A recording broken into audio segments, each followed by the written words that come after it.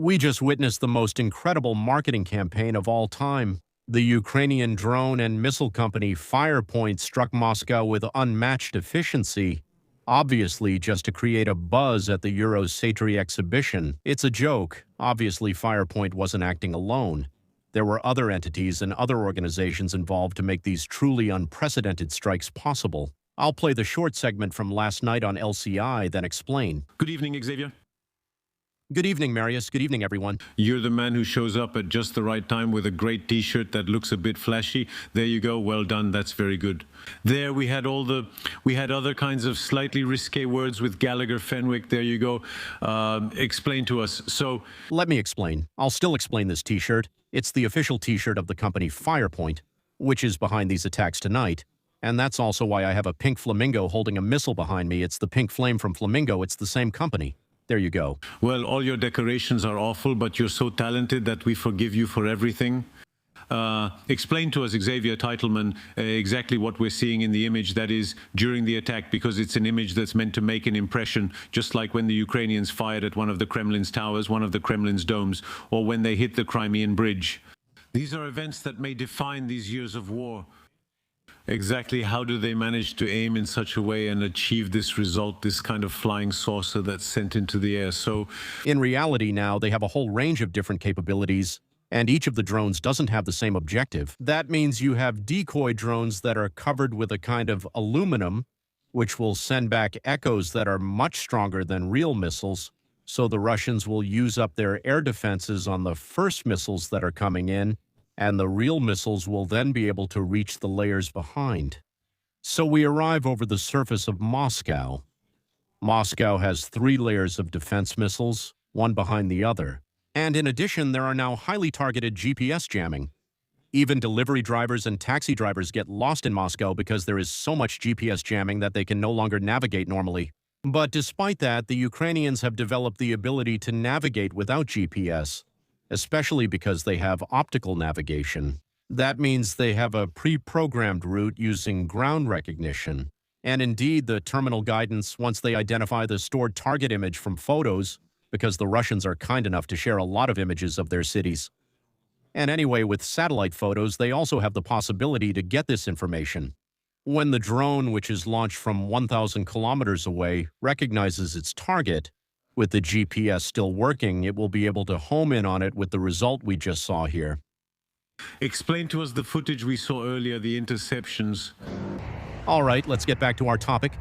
The interceptions, we saw a first sequence, now we'll see a second one, where this time we see the drone being blown up in midair by a projectile.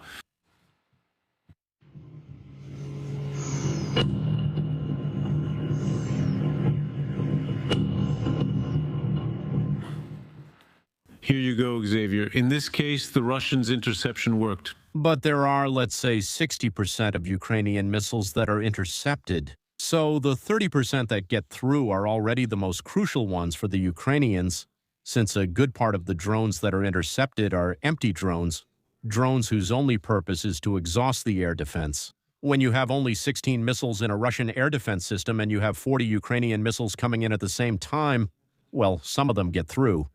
But the Russians do exactly the same thing.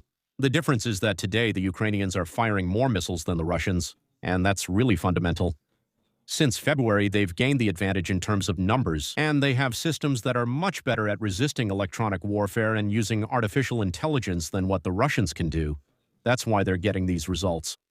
Xavier Teitelman, your YouTube channel is highly informative and worth recommending. Are we seeing a reversal now? Sometimes the Russians have gained the upper hand. Now the Ukrainians seem to be reclaiming it. Nice pigeon. Is it sustainable? In your opinion, is it sustainable? Have they really taken the advantage? Have they left the Russians behind? We're in a very good momentum for the Ukrainians on 2 levels. On the front, very clearly, the Ukrainians have taken the advantage in the field of drone warfare. They make more of them and have more effective technologies. The Russians are 1 to 2 years behind, especially in artificial intelligence, because they put too much emphasis on fiber optics, which wasn't the best technology, and today they're trying to catch up. But so they have been overtaken both technologically and in volume on the front, and when it comes to long range, the Russians have a real problem with the missiles they have been launching recently and continue to produce. There are still 200 Western components, and these components have become increasingly rare. And in particular, the United Arab Emirates was one of the main hubs along with Turkey for buying these components indirectly. However, the Emirates did not appreciate seeing Russian components end up in Iranian supply chains. So the Emirates found themselves dealing with components that had helped Russia bypass sanctions. So Russia is having an even harder time than usual acquiring these technologies that it lacks today. The Ukrainians have no problem getting what comes from the West. The Russians are having more and more problems. The acceleration of Ukrainian production is becoming increasingly significant, and the Russians are having more and more difficulty just maintaining the level of 250 shells that are fired per day. The Ukrainians not only have a volume that is constantly increasing, but in addition there are two new types of missiles that will be arriving, notably the Ukrainian ballistic missiles that will arrive starting in August, and which they have announced they intend to fire in the Moscow region. All right, first I need to explain the T-shirt to you. The T-shirt is simply the flamingo. We're striking Moscow as planned. Behind me, indeed, it's really the little flamingo with its little missile. And there, next to it, you have the FP-FP7 missile. What is the FP-FP7? It's the Ukrainian equivalent in development of the ATACMS, meaning missiles that will go up to 250 kilometers in range. And by this summer, there will be the FP-FP9. The FP-FP9 carries an 800-kilogram warhead. These are missiles, not slow-cruise missiles that the Russians are already struggling to intercept. These ballistic missiles reach speeds of 5,000 to 8,000 km/h and come in very high. And that's even more complicated. And every day Russia proves to us that it's like a sieve when it comes to air defense. First of all, because half of the Panzer systems ever produced by Russia have been destroyed, just the ones we can actually prove with evidence, and the Ukrainians regularly share their successes. The missiles, as we can see in this video, can't lock onto their targets. Their systems have become more and more effective. There are basically two major companies. There's the Lutik, which is produced by Antonov, and the FP-FP1, which is produced by Firepoint.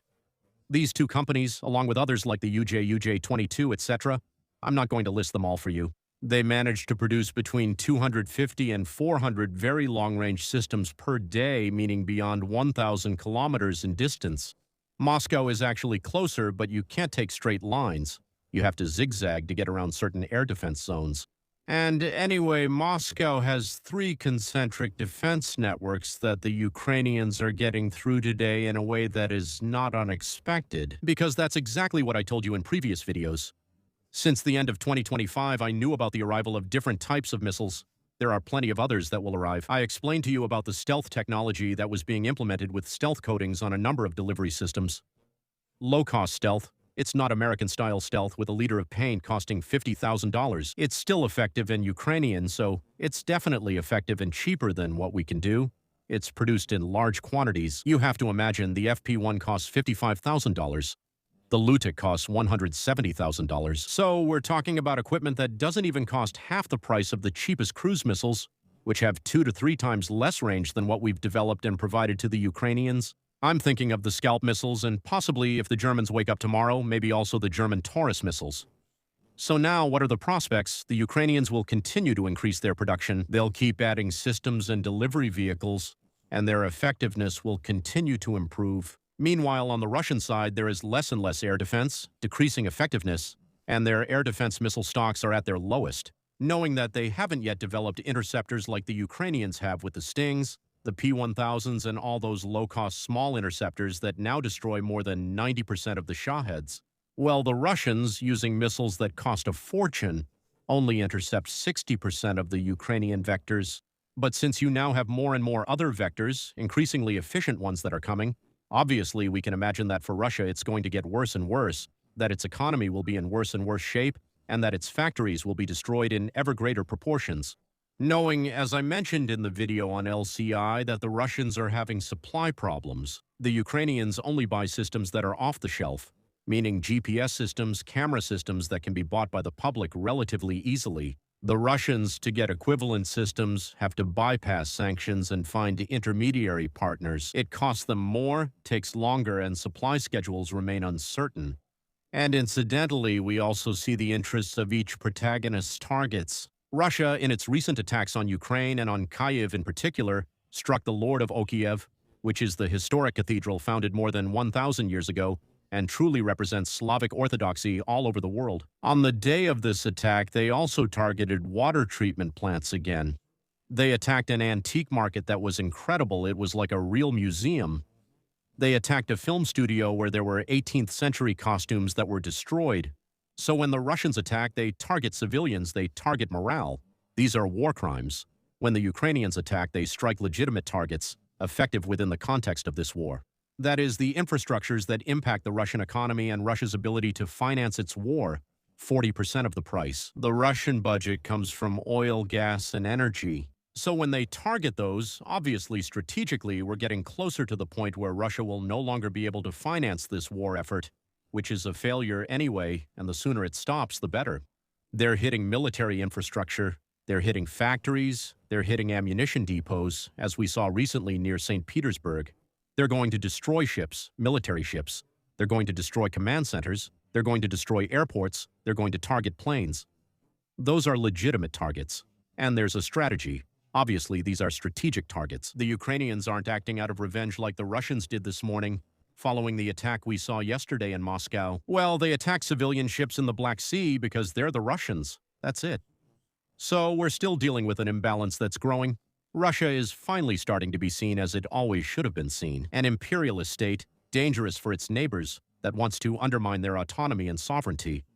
Since 1992, they've been attacking their neighbors, starting with the war in Moldova, then everything we've seen with Chechnya, with the seizure of Ukrainian islands. Already, quite a long time ago, the non-return of the islands, regarding the Baltic states, about the rivers that separate them from the Baltic states. All of that was already an act of aggression. So, since the early 1990s, Russia has been aggressive.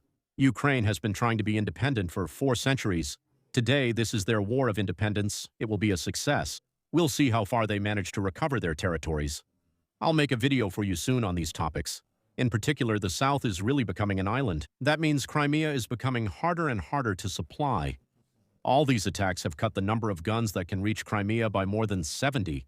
There are railway lines that have been hit to disrupt logistics to the south. That's why the southern front, especially near Zaporizhzhia, is now more open for Ukrainians to advance and reclaim territory. In the Donbass, continuous roads create territorial continuity, making it very hard to collapse this front. Because really you can't destroy all the roads since you're on land.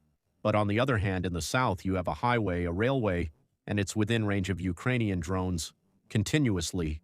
That's why today Russia is having difficulty holding the south, and there is also difficulty supplying Crimea. And I think we're going to move toward a situation where the war will become so unpopular, and the money involved will start going up anyway thanks to the efforts of Firepoint and their friends. Russia will have to give up continuing this war. The sooner, the better. It has to happen before winter. The Russians understand this, as winter benefits them instead. If they hold out until winter, they know very well that the Ukrainians will have a hard time making it through winter in terms of heating and electricity, because once again, that's a war crime and an attack on civilians. There you go. Very soon, I will still give you some summaries of what I was able to see, and especially that famous interview I did with one of the long-range strike commanders named Casper. I promised you this video some time ago. There were some security issues in the meantime, and also the translation, which takes a bit of time. But the video will be shared very soon, and then you'll get a bit of a behind-the-scenes look. And why have I been telling you about these things for some time? It's because I have the contacts that allow me to be in the know. Even if I only share part of what I know, we'll keep sharing information gradually. And sometimes it's complicated because I don't know what I know that should be public, and what I know that should wait until it's been implemented before being revealed.